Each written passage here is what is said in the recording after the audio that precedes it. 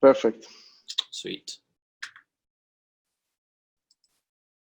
So just a quick introduction about myself. I've been a part of this community since last year. I began studying malware in 2017, and since then I've focused mostly on memory forensics as well as Yara. But in my career, I've worked in a incident response role as well in a pen testing role. I'm also in my last year of college at Purdue University in Indiana, and I will be graduating with a Bachelor's of Science in Cybersecurity.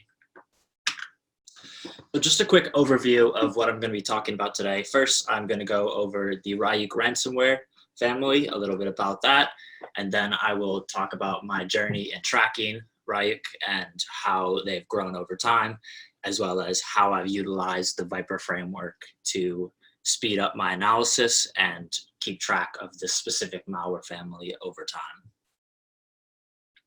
And if you have any questions, feel free to just drop it in the event anniversary channel, and I'll try and get to it as soon as I can.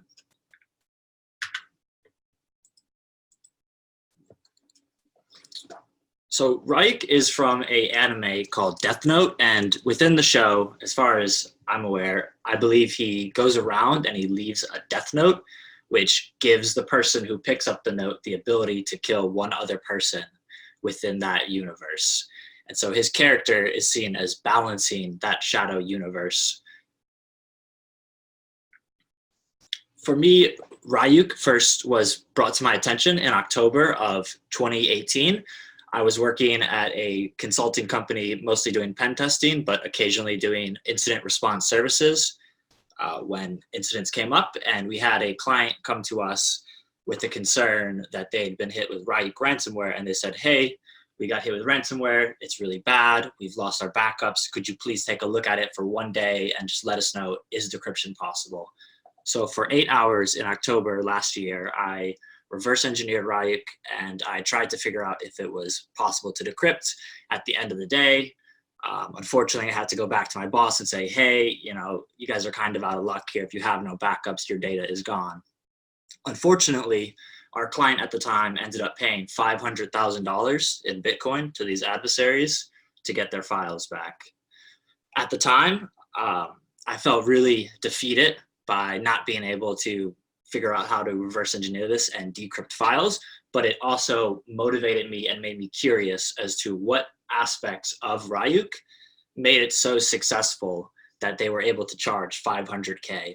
Now, a little bit of background on these victims is that their service they provided was global inventory warehouse management, meaning that they had a series of factories across the world, and their sole job was to keep track of all the equipment and the supplies in these warehouses that would then go to factories. All their inventory data was encrypted. All their backups were deleted. And now they're faced with either pay $500,000 in Bitcoin or have to travel across the world and re-inventory all these systems. So for the executives at this company, they were like, 500K, that's barely any downtime costs. We're just going to pay it and move on. So a little bit of background on Ryuk. It was first discovered in August of 2018 by a good report done by Checkpoint. Originally, it was stemmed from Hermes 2.1. I think the source code just evolved into Ryuk. Because of this evolution, when it was first discovered, there was a lot of news sources that immediately went to blame North Korea for the development of Ryuk, because they said, oh, Hermes was used by North Korea, therefore this must be by North Korea. But as many people probably know, this isn't necessarily the truth. Ryuk is used by a variety of adversaries in a specifically targeted deployment, meaning after they obtain administrator access within the environment, they disable security controls, and then they just deploy the ransomware across the whole network. And with their incorporation of strong key management and their ability to delete backups, almost always they get people to pay, and they can manage to charge a very large quantity for those decryption keys. So it was first discovered or heard about on exploit.in on August 22nd, 2017. You can see the post right here, only $300 to purchase it. It utilizes AES 256 as well as RSA 2048, generates unique keys for each system. So not a bad price for what you're getting based off of this original posting.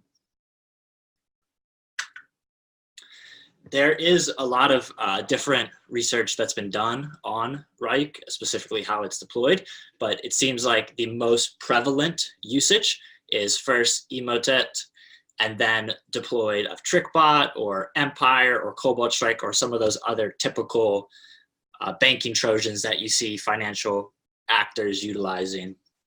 From there, they pivot and escalate until they obtain administrative controls over Active Directory, and then they just ransomware everything. Specifically, once Ryuk is executed, it drops 2 different batch files that utilize some Windows internals commands like netstop, scconfig, taskkill, and vssadmin to stop a bunch of services, stop processes, delete shadow copies, and then it actually searches throughout your hard drives and mounted drives for files with common backup extensions like .bakey or VHD, as well as it just kind of brute forces different drives on the disk and looks for a folder called backup. And if you have a folder called backup that's at a root of any of your system drives, it'll just delete the whole thing. From there, it attempts to gain SE debug privileges and then starts to look for process to inject. It specifically blacklists CSRSS, Explorer, and LSASS, so it won't inject into those. But then from there, it looks and says, hey, are any of these NT authority? Let's try and pick one of those. And if there's no NT authority, then it just picks a random process. From there, it will just start encrypting everything as well as network shares, but it ignores executables, DLLs, and a extension called .hermlog, likely from the old ransomware Hermes functionality from the past. After that, it will deploy a ransom note. Originally, this started off as Ryuk readme.txt, but in recent day and ages, it's switched to an HTML file, and in the content of the HTML file, it just says balance of the shadow universe, as well as includes the adversary's email addresses. Doesn't say anything more than that. It's also worth noting that this executable logic that Ryuk has gone through over time has adapted and changes based on who's actually deploying it and when it was deployed. In the past, ransom notes included Bitcoin addresses, but pretty quickly they took that out and made it so it would be contact for address only.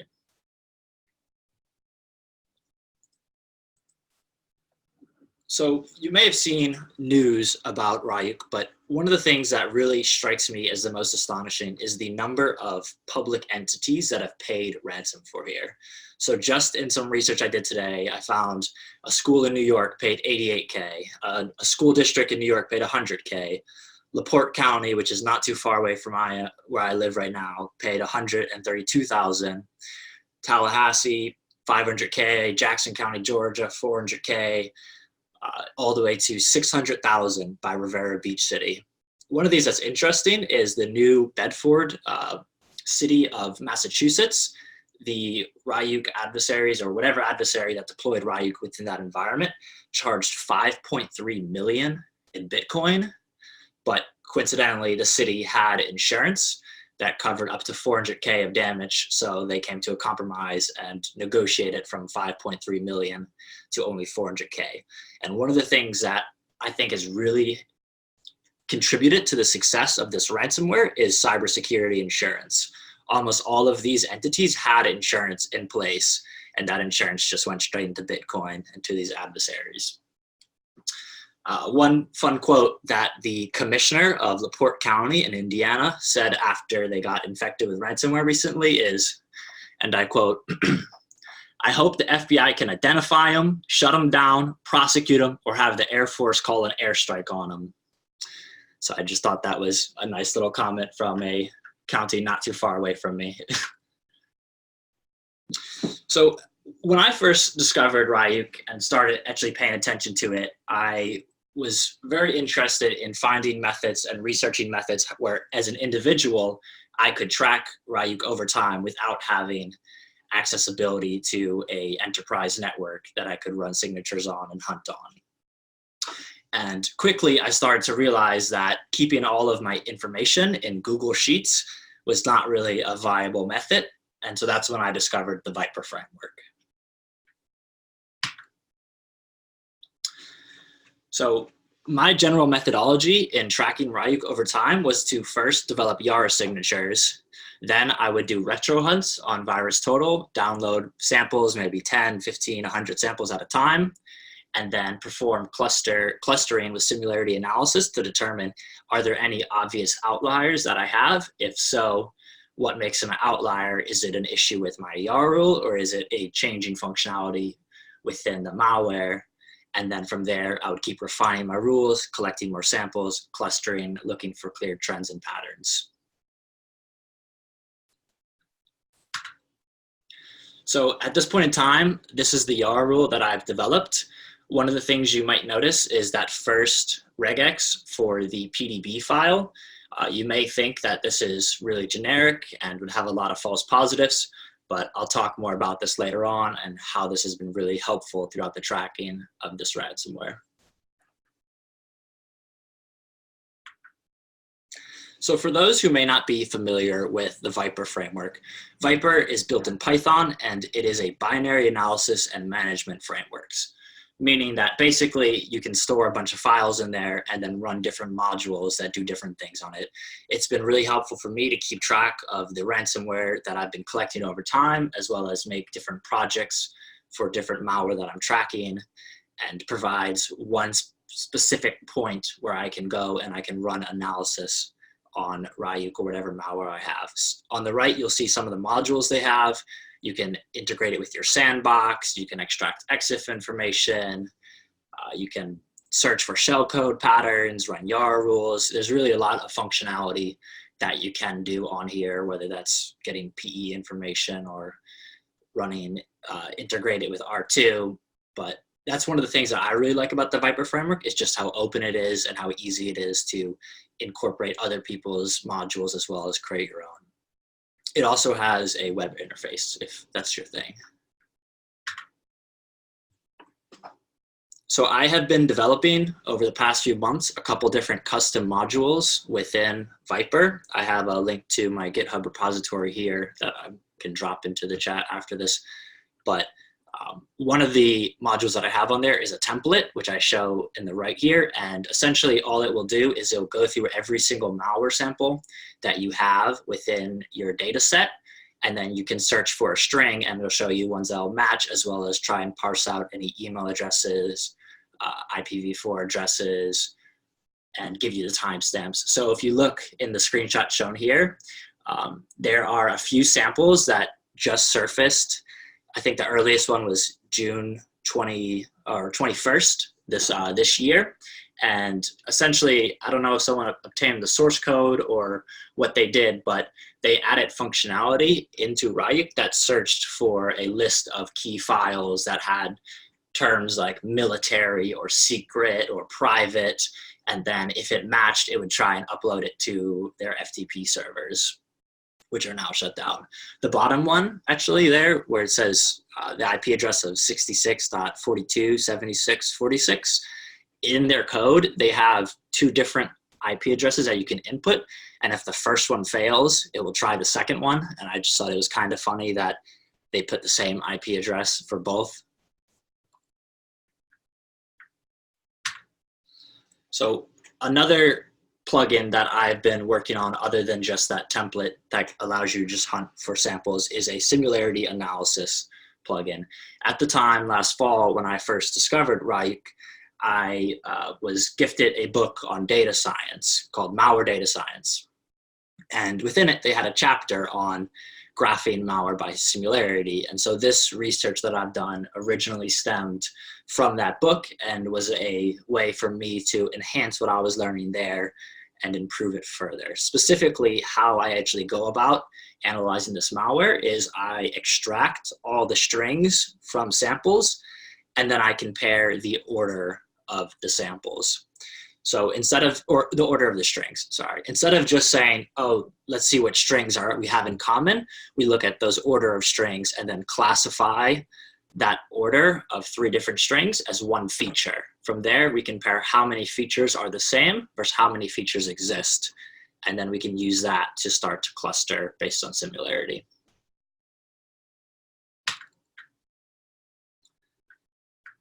So before I go more into the results, I want to talk about the PDB file paths.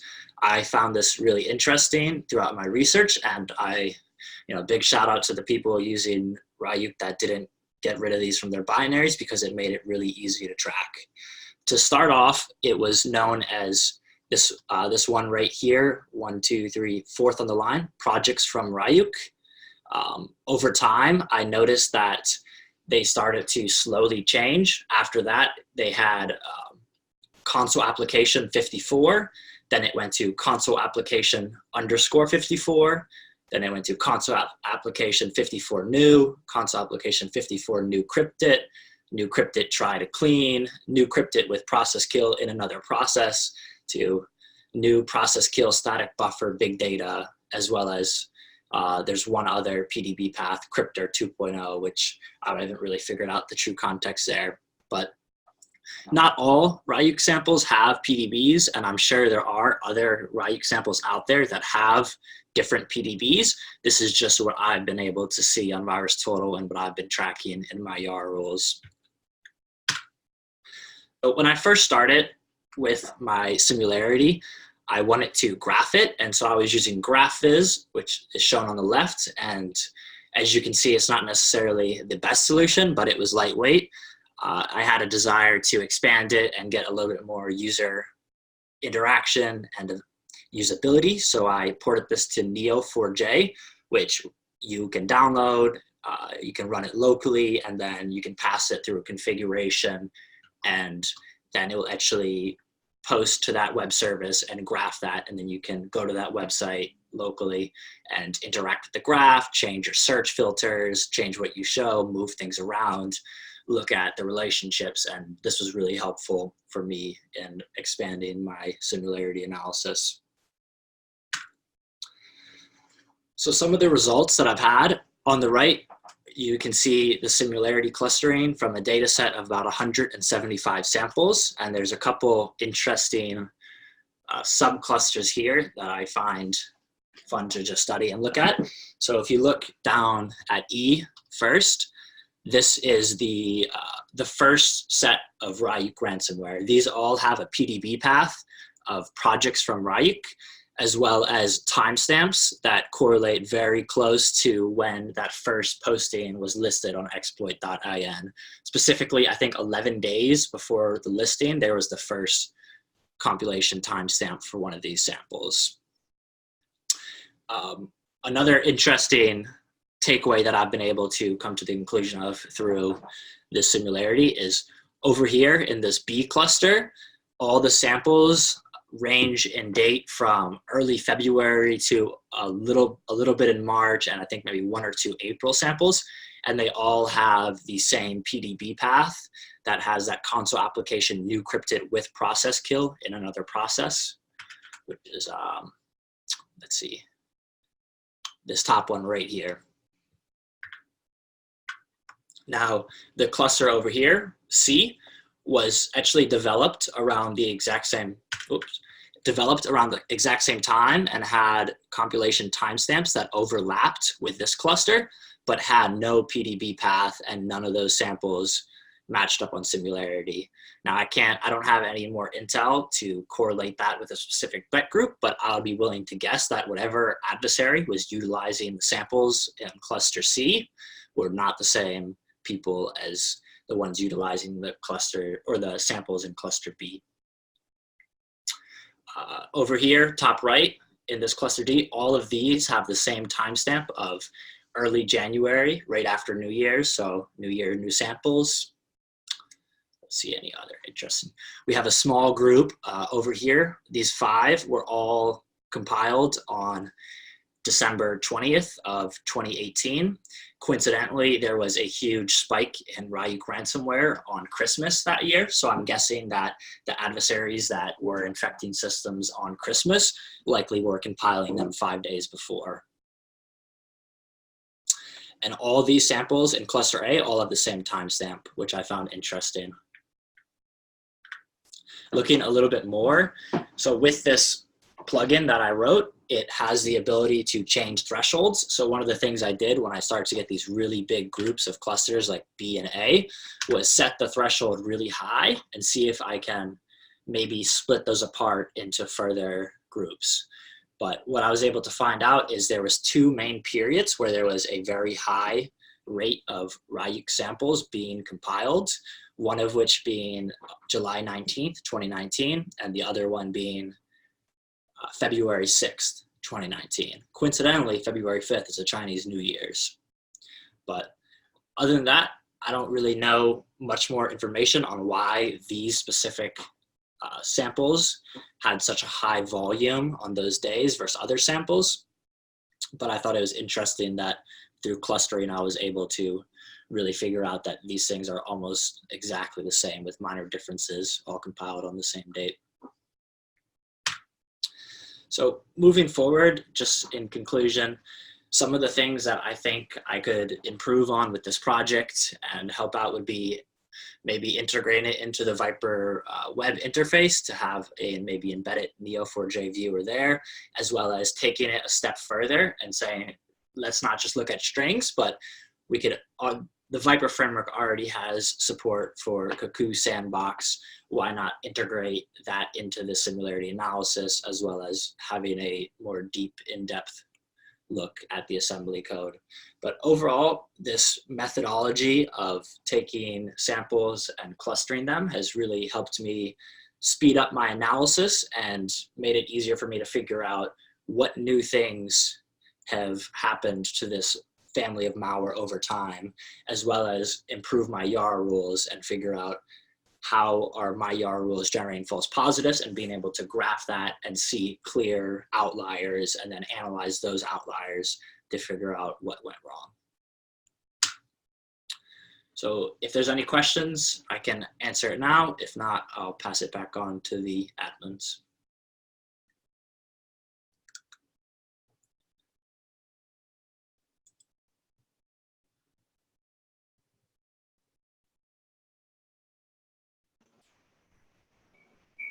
All right, there were a couple of questions in the chat. Some of you want to take them right after.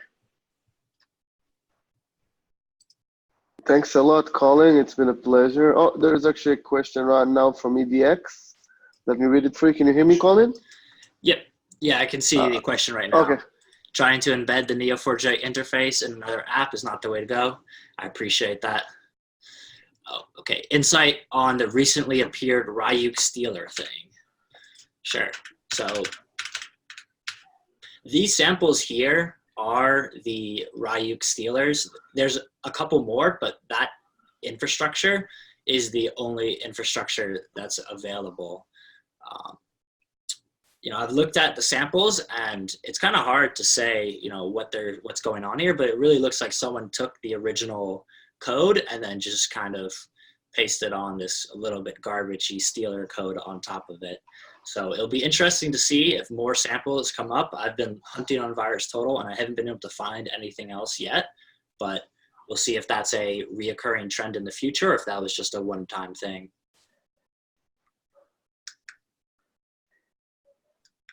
There was another question, is the similarity method you're using general purpose, or is it pretty specific to the application against Ryuk string orders?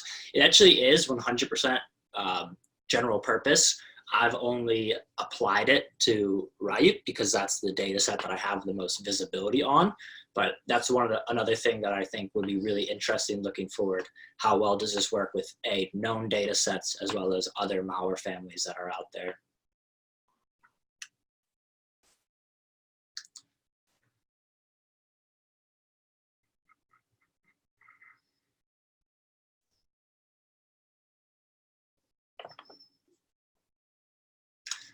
There's 2 people typing.